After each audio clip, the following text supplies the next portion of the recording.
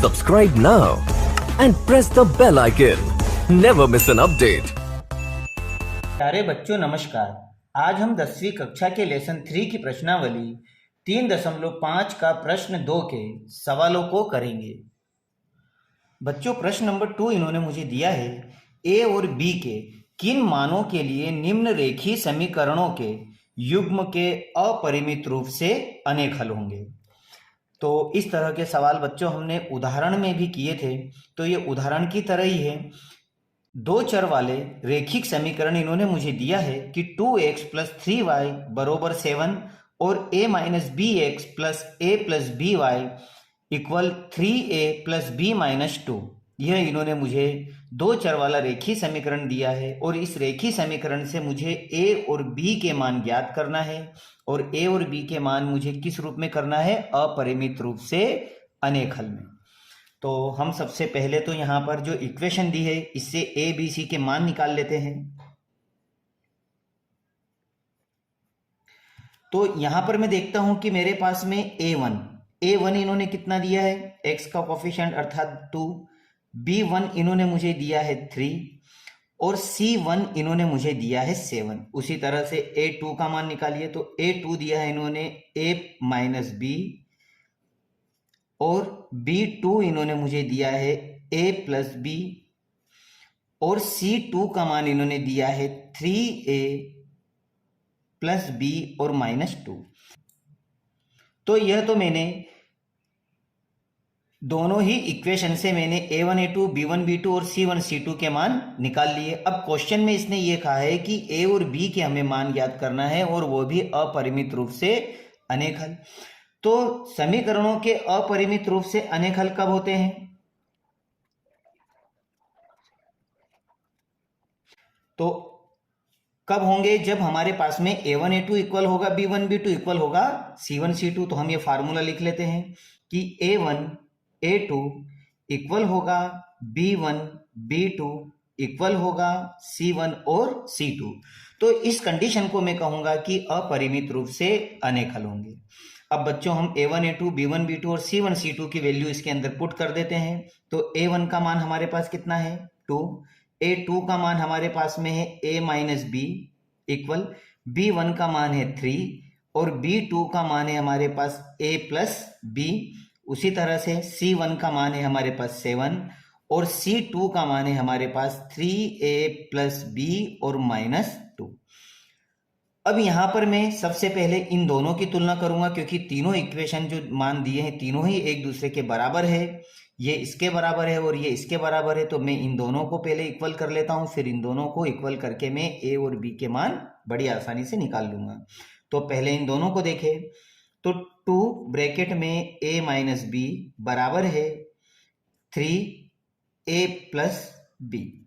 तो इनका जब मैं क्रॉस मल्टीप्लाई करूंगा तो 2 का क्रॉस मल्टीप्लाई करूंगा मैं a + b में इक्वल 3 का मल्टीप्लाई हो जाएगा a - b में, अर्थात ये इधर क्रॉस मल्टीप्लाई और ये इधर क्रॉस मल्टीप्लाई कर लेगा इक्वल। इसलिए जब मैं इसको सॉल्व करूंगा तो ये आएगा मेरे पास में 2a + 2b बराबर है 3a - 3b।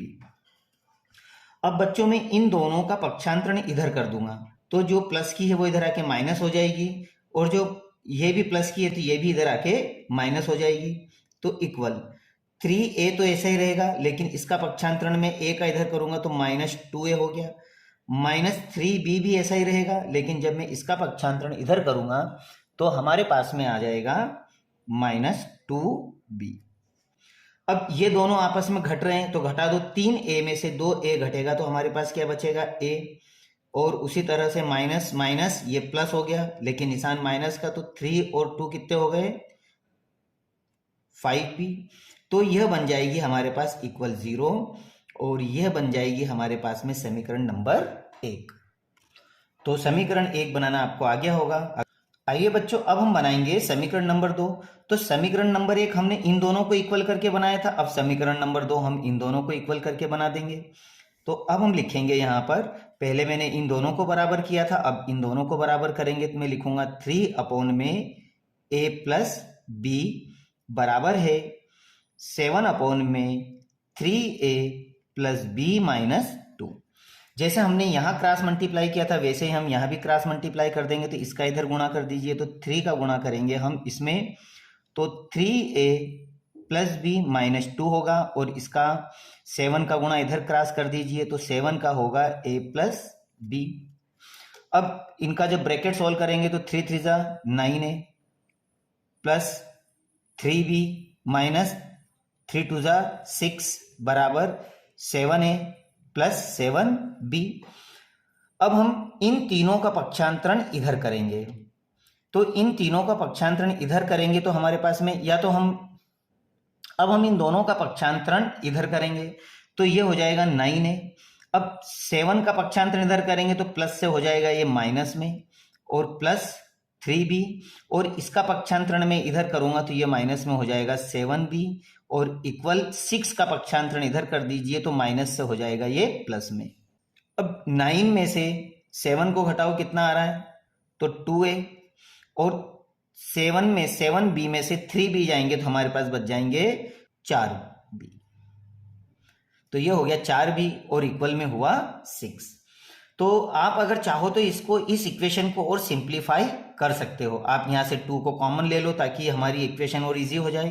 तो 2 को कॉमन लेने पे आएगा a माइनस 2 को कॉमन लिया तो 2 2 जा 4, मतलब 2b बचेगा, और इक्वल में 6, ये 2 इसे यहाँ डिवाइड कर लेगा, तो a माइनस 2b बराबर हो जाएगा 6/2, दोनों को कैंसिल कर दो, तो a माइनस 2b बराबर 2 तिया 6। ये बन गई आपकी समीकरण नंबर 2।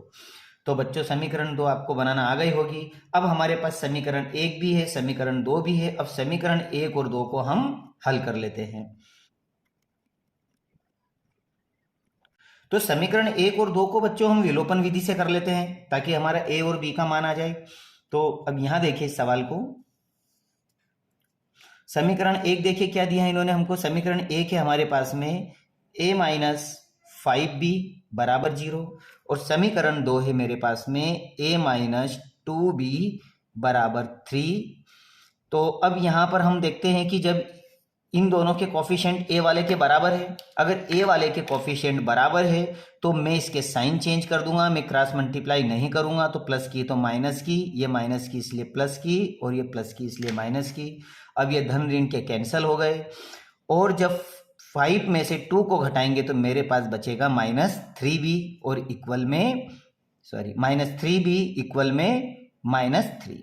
अब ये 3 इसे डिवाइड कर लेगा तो b बराबर हो जाएगा माइनस 3 में माइनस 3, 3 से 3 कैंसिल हो गया। तो बच्चों हमारे पास में b का मान आ गया, अर्थात b का मान होगा 1।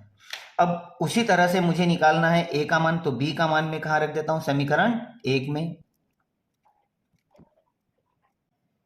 तो बच्चों समीकरण 1 क्या है बताइए आप। तो समीकरण 1 है हमारे पास में a माइनस 2b बराबर 3। जहां पे भी b आया है वहां पे मैं 1 लिख दूंगा। तो a माइनस 2 मल्टीप्लाई b का मान हमारे पास क्या है 1 बराबर 3, दोनों का मल्टीप्लाई कर दीजिए। तो a माइनस 2 1 जा 2 बराबर 3। तो अब मैं यहाँ 2 का इधर पक्षांतरण कर देता हूं, तो a बराबर हो जाएगा 3 प्लस 2। तो इस तरह से मेरे पास में a का मान आ जाएगा a बराबर 3 और 2 कितने हो गए 5। तो मैं कह सकता हूं कि a का मान 5 है और b का मान आपने क्या निकाला था 1, और यही आपका अभीष्ट आंसर है। तो बच्चों सवाल बहुत इजी है, आप इसकी स्क्रीनशॉट ले लें और स्क्रीनशॉट करके ये सवाल जरूर करें, क्योंकि परीक्षा की दृष्टि से यह सवाल बहुत बहुत इंपॉर्टेंट है। तो इस सवाल को आप जरूर कर लें। आइए बच्चों अब हम करते हैं प्रश्नावली 3.5 के प्रश्न नंबर 2 का क्वेश्चन नंबर 2। यह सवाल भी परीक्षा की दृष्टि से बहुत इंपॉर्टेंट है। तो इस सवाल को करने के लिए देखो बच्चों, इन्होंने क्वेश्चन नंबर 2 हमें क्या कहा है। क्वेश्चन नंबर 2 में इन्होंने कहा है कि k के किस मान के लिए निम्न रेखीय समीकरणों के युग्म का कोई हल नहीं। तो इस बार हमें जो फार्मूले का यूज करना है वो है कोई हल नहीं। इन्होंने यहां पर हमें 2 चर वाले रेखीय समीकरण का युग्म दिया हुआ है। इस युग्म से मैं a1 a2 b1 b2 और c1 c2 के मान निकाल लेता हूं।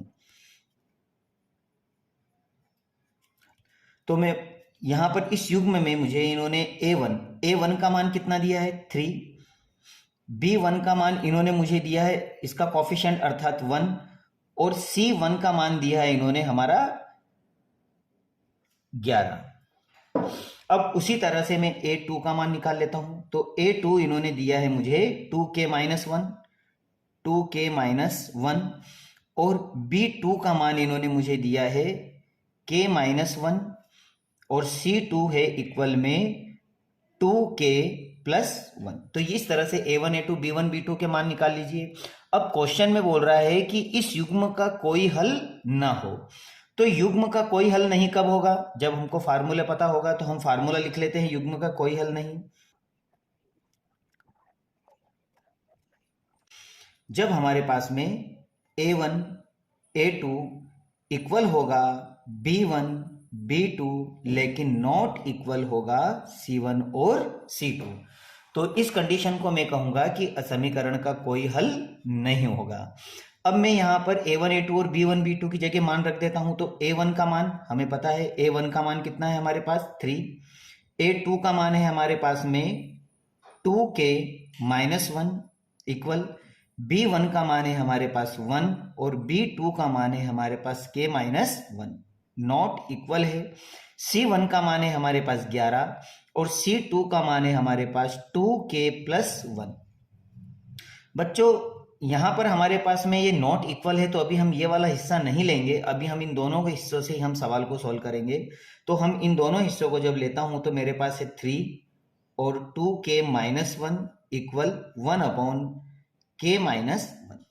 अब मैं जब इनका क्रॉस मल्टीप्लाई करता हूं, तो क्रॉस मल्टीप्लाई करूंगा तो इसका मैं इधर क्रॉस मल्टीप्लाई करूंगा, मतलब 3 इसमें मल्टीप्लाई करेगा तो k-1 हो जाएगा।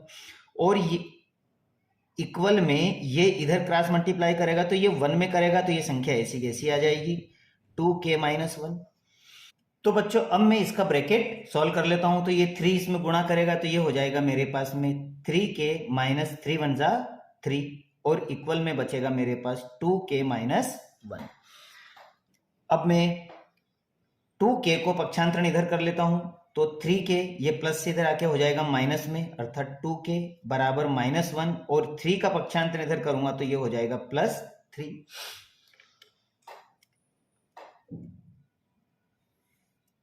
अब मैं 3k में से 2k को घटाता हूं तो मेरे पास बचता है k इक्वल, ये दोनों आपस में घटेंगे तो क्या आ जाएगा मेरे पास 2।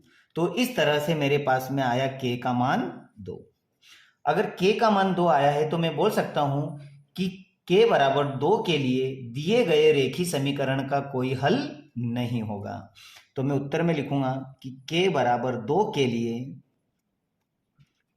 दिए गए रेखीय समीकरण का